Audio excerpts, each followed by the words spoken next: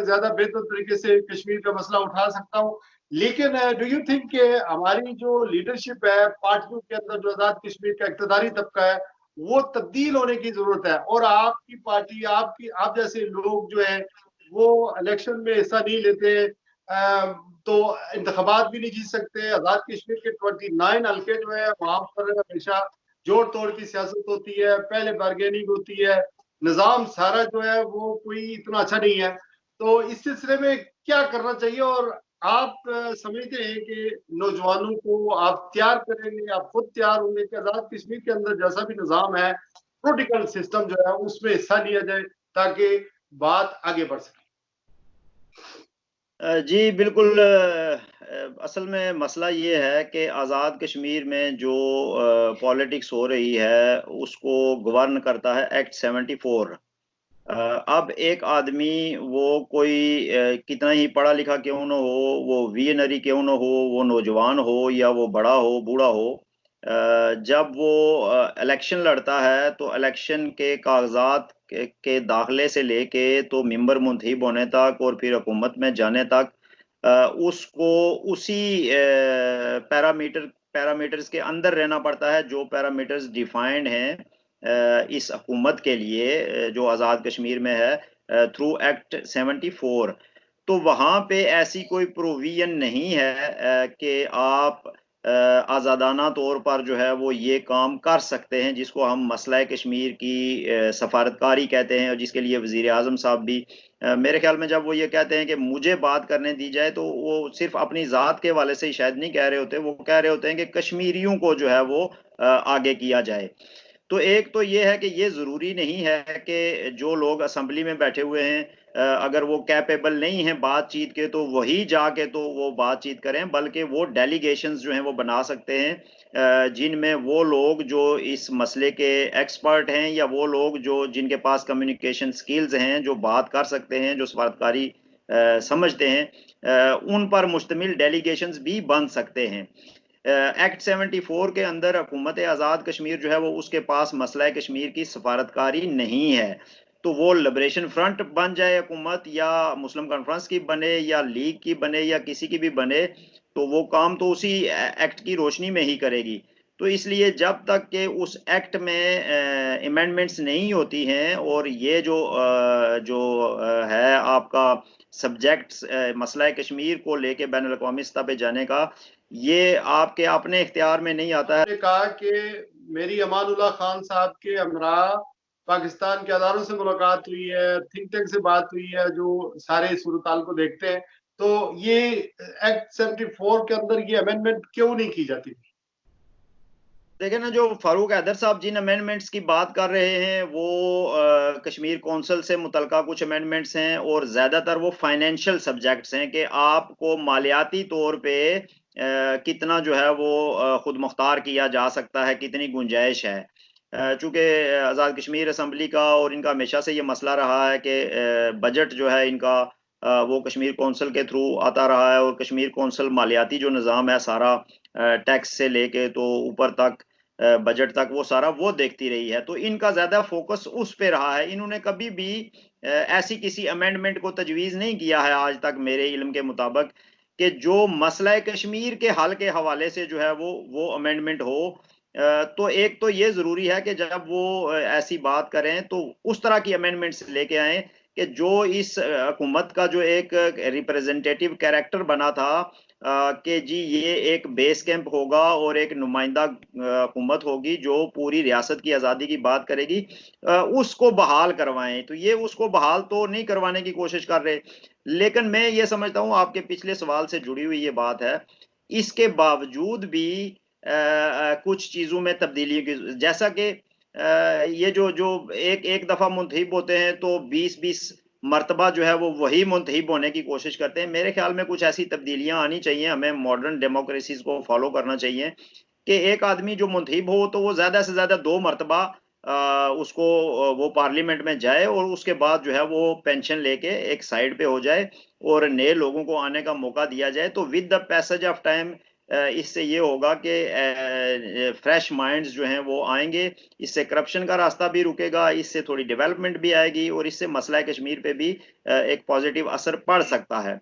लेकिन ये काम ज्यादा करने का जो है, ये मैं समझता हूँ आज़ाद कश्मीर और गिलगित बल्तिस्तान, ये चूंकि हुकूमत पाकिस्तान के जेर कंट्रोल हैं, तो हमने पाकिस्तान से बारहा ये कहा है कि अगर आप हमारे साथ मुखलस हैं, आप दावा करते हैं कि हम आपके पुश्तिबान हैं, आपके आज़ादी के हमायती हैं, आपके हक़ खुद इरादियत के हमायती हैं, तो आप आगे बढ़कर ये स्टेप्स तो मोदी ने नहीं रोके हुए ना, ये आपके इख्तियार में है। तो हुकूमत पाकिस्तान को, प्राइम मिनिस्टर ऑफ पाकिस्तान को आगे बढ़कर ये स्टेप्स लेने की ज़रूरत है कि ठीक है जी, ये जो सब्जेक्ट है ये हम अपने पास से उठा के तो ये आज़ाद कश्मीर की जो नुमाइंदा हुकूमत है जो उसको दे देते हैं, वो लेके जाए, गिलगित की जो असम्बली है वो लेके जाए इन चीज़ों को और वो दुनिया के सामने बात करे। तो इस मामले में पाकिस्तान के हुक्मरानों को जो है वो आगे बढ़ के तो एक स्टेप लेना पड़ेगा कि वो कश्मीरियों को इसका इख्तियार दे दें कि वो अपनी बातचीत। अगर जब इलेक्शन होते हैं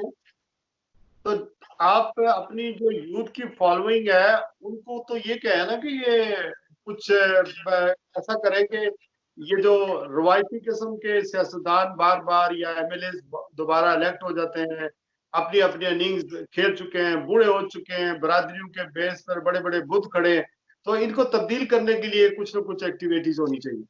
जी जी बिल्कुल, हमने 2-3 दफ़ा ये कोशिश की है कि इलेक्शंस में हम गए हैं, इन प्रोटेस्ट गए हैं, हमने कागजात दाखिल करवाए लोगों के, और ये वो एक बहुत बड़ा तबका जो है वो ये इस बात का हमायती है कि भाई आप लोग जो हैं वो इलेक्शन की तरफ जाएं। लेकिन वही अनफॉर्चुनेटली मसला ये है कि आपको शुरू से ही एक एक हल्फ उठाना पड़ता है कागजात दाखिल करवाते हुए।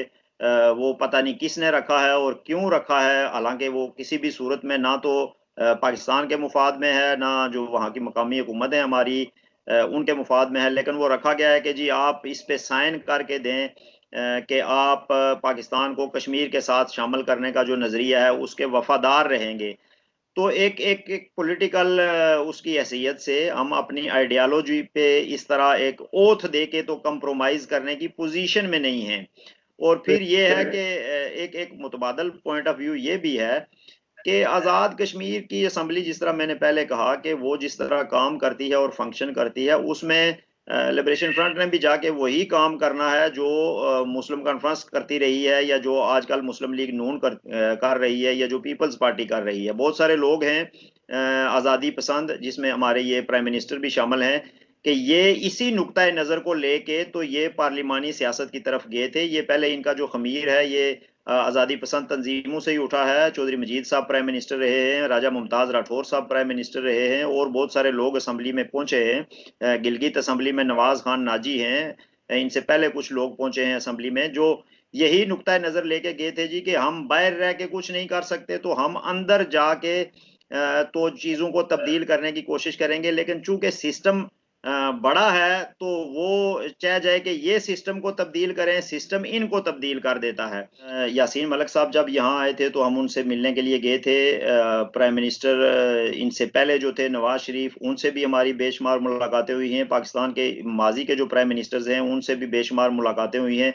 इनका प्रॉब्लम ये है कि जब ये इक़्तिदार में नहीं होते हैं तो ये दूसरी बात करते हैं, जब ये इक़्तिदार में आते हैं तो पहली बात ये है कि तो मिलना ही पसंद नहीं करते। अगर ये मिलते भी हैं तो फिर ये जिन कश्मीरी नुमाइंदों से मिलते हैं वो वही होते हैं जिनको ये सिलेक्ट भी खुद करते हैं कि भाई फलां फलां लोग आ जाएं, और वो आके समझता हूं कि इनसे काफी हद तक जो जनरल मुशर्रफ था, जिस पे हमने बहुत ज्यादा क्रिटिसाइज किया, लेकिन वो कोशिश ये कर रहा था कि कोई आउट ऑफ बॉक्स चीजें और गैर रवायती तरीके से चीजें जो है वो लेके आए, और उसने कश्मीरी लीडरशिप को जितनी दफा बुलाया तो उसने मौका दिया लोगों को कि जी आप बात करें, आप क्या चाहते हैं और क्या कहना चाहते हैं। उसने हत्ता के इंडियन साइड पे जर्नलिस्ट का जो है वो वफद बना के भेजा, वहां से जर्नलिस्ट मंगवाए कि इस मसले को हल करने के लिए आप बातचीत करें और कुछ चीजें दें, और फिर उसने अपनी दानिश के मुताबिक कुछ फार्मूले भी वजह किए।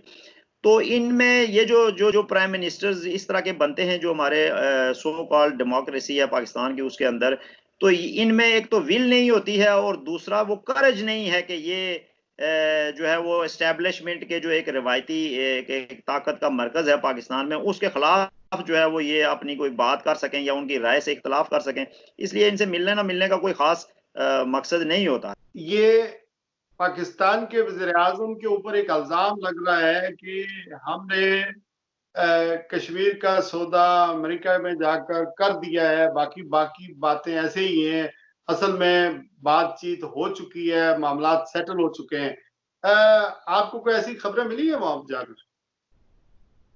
नहीं, मेरा नहीं ख्याल है। ये ज़्यादातर तो ये चीज़ें पॉलिटिकल स्कोरिंग के उसमें आती हैं। जो जिस तरह की जो सेटलमेंट चल रही है, एक तवील अरसे से जो सेटलमेंट चल रही है, वो तकरीबन उसी तरह की है। उसमें इस प्राइम मिनिस्टर का को हम कहें कि जी इमरान खान ने सौदा कर दिया, उससे पहले सौदा नहीं हुआ था और उससे पहले मामला कोई बहुत अच्छा था और अब ज़्यादा ख़राब हो गया है। तो मेरे ख्याल में तो ऐसी सूरत-ए-हाल नहीं है, ब्लेम गेम ज़्यादा होती है। लेकिन लोग चूँकि सेंटिमेंटल हैं चीज़ों को लेके, तो लोग ये कहते हैं जी कि चूँकि ये कुछ कर नहीं रहे हैं, तो लिहाज़ा जो है इसका मतलब ये है कि इन्होंने सौदा लगा दिया है। तो ये जो जो भी अरेंजमेंट है, ये एक तवील अरसे से चल रहा है। ये 70 साल से ये ऐसी सूरत में चल रहा है, चाहे आप इसको सौदा कहें, चाहे आप इसको कोई मजबूरी कहें या चाहे जो भी सूरत-ए-हाल इसको दे लें, ये ऐसा ही चल रहा है। लेकिन इनको जो अपॉर्च्युनिटी मिली ये ज़रूर है कि जो इमरान खान को अपॉर्च्युनिटी मिली थी, वो अपॉर्च्युनिटी माज़ी में प्राइम मिनिस्टर्स को नहीं मिली थी कि जब कश्मीर के अंदर से जो है वो आवाज़ बहुत ज़्यादा ताकतवर होकर बाहर आ रही थी।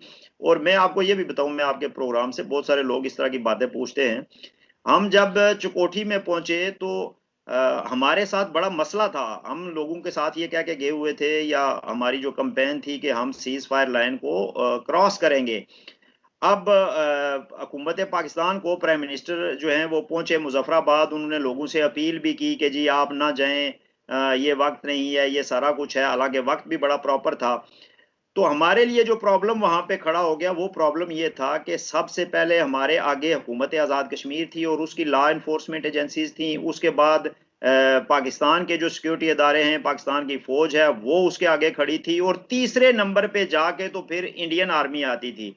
तो अगर हम जहाँ पे बैठे थे, अगर हम वहाँ से आगे बढ़ते, तो सबसे पहले तो हम आज़ाद कश्मीर की पुलिस के साथ लड़ते, फिर पाकिस्तान की फ़ौज के साथ लड़ते। तो वो जो मकसद लेके हम जा रहे थे कि हम इंडिया को पूरी दुनिया में नंगा करेंगे, वो तो उधर ही रह जाता और हमारे अपने आज़ाद कश्मीर की पुलिस और वग़ैरह और फिर पाकिस्तान की फ़ौज जो है, ये सारा काम इनके गले में पड़ जाता और फिर इंडिया भी इसको लेके जाता, जी देखें मेरा तो कोई मसला नहीं है, ये कर रहे हैं। तो हमने वो सारा कुछ करके तो हमने वहाँ पे बैठे और हमने इनको भी एक सेफ साइड दी और इनको भी कहा बार-बार कि हम आपको बचाना चाह रहे हैं, लेकिन आप इस मसले पे एग्रेसिव स्टैंड लेके तो चीज़ों को आगे बढ़े। तो ये इमरान खान को जो मौका मिला, इमरान खान को और भी बहुत सारे मौके मिले। आपने भी आप पर इल्ज़ाम है, आपने ये सारा जो मूवमेंट की थी, आप समानी से चले और फिर आप जाना चाह रहे थे, लाइन ऑफ कंट्रोल क्रॉस करना चाह रहे थे। ये जितना भी शो था,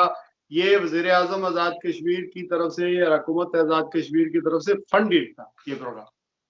ये बिल्कुल ही बेसलेस है, टोटली बेस है और ये सिर्फ़ एक इल्ज़ाम है, इसमें कोई किसी किस्म की कोई सदाकत नहीं है। वज़ीर-ए-आज़म आज़ाद कश्मीर इसको क्या फंड करते हैं, जिन्होंने फंड किया है वो आपके इर्द-गिर्द भी मौजूद हैं। हमारी पूरी कश्मीरी कम्युनिटी और ख़ासकर लिबरेशन फ्रंट के जो कारकुनान हैं, जो हमारे बैरून मुल्क लोग बैठे हुए हैं, ये उनकी फंडेड से इस प्रोग्राम का आगाज़ किया गया। जो रियासत के अंदर लोग मौजूद हैं, उनकी सपोर्ट से इसका आगाज़ किया गया और सारी दुनिया जानती है कि जब हम वहाँ बैठे हुए थे, तो मुज़फ़्फ़राबाद डिवीज़न के और ख़ासकर जहाँ हम बैठे थे, उसके इर्द-गिर्द जो चकोठी के और चनारी के और हटिया के जो इलाके थे, वो 12-13 दिन जो थे, वो खाने से लेके शेल्टर तक, घरों में ख़वातीन को ले जाने तक, बच्चों को ले जाने तक, खाना पहुँचाने तक, वो सारा काम जो है वो कर रहे थे। तो ये सारा काम एक वॉलंटरी उस पे हो रहा था। इसमें हुकूमत आज़ाद कश्मीर की तो किसी मदद की ज़रूरत ही नहीं थी, बल्कि जब हम पहले दिन पहुँचे तो हम बेसुर-सामानी के आलम में थे, तो हुकूमत जो है वो उसने वहाँ की लोकल एडमिनिस्ट्रेशन के ज़रिए हमारे लिए कोई नाश्ता वग़ैरह भेजा। तो हमने वो वापस किया था। हमने वो ऑन रिकॉर्ड सारी बातें हैं कि हमने वो वापस किया। फिर हुकूमत आज़ाद कश्मीर जो है वो हमारे साथ मुसलसल हर रोज़ उनके वुज़रा आते थे डायलॉग के लिए। हमारी काफ़ी दफ़ा उनके साथ तल्ख़ी हुई, काफ़ी दफ़ा उन्होंने हमें थ्रेट किया कि आपके ऊपर ऑपरेशन किया जाएगा और आप लोगों को गिरफ्तार किया जाएगा। तो आप ऐसा डरे कोई नहीं? नहीं। सारी सूरत-हाल में आप डरे नहीं? नहीं, डरने की तो कोई बात ही नहीं थी ना जी। देखें उस वक्त तो सूरत हाल ही ऐसी थी कि हम तो आए इसलिए थे, हम पहले भी सीज फायर लाइन पे जाते रहे ना। JKLF ने पहले ये नहीं किया, हम 92 में गए थे तो इसी जगह से जहां से हम इस दफा पुरअमन तौर पे लौटे हैं, वहां से हम 7 लाशें उठाकर आए थे और 150 के करीब सीरियस जख्मी हम लोग उठा के लाए थे। उसके बाद वो आपने नहीं लाइन ऑफ कंट्रोल को उस जन्म नहीं गए, बल्कि ये बात बिल्कुल दुरुस्त है कि आप वापस हो गए, चूंकि ये तासर दुनिया को मिलता है कि आजाद कश्मीर के अंदर कश्मीरियों को मार दिया गया और पाकिस्तान की फौज ने मारा।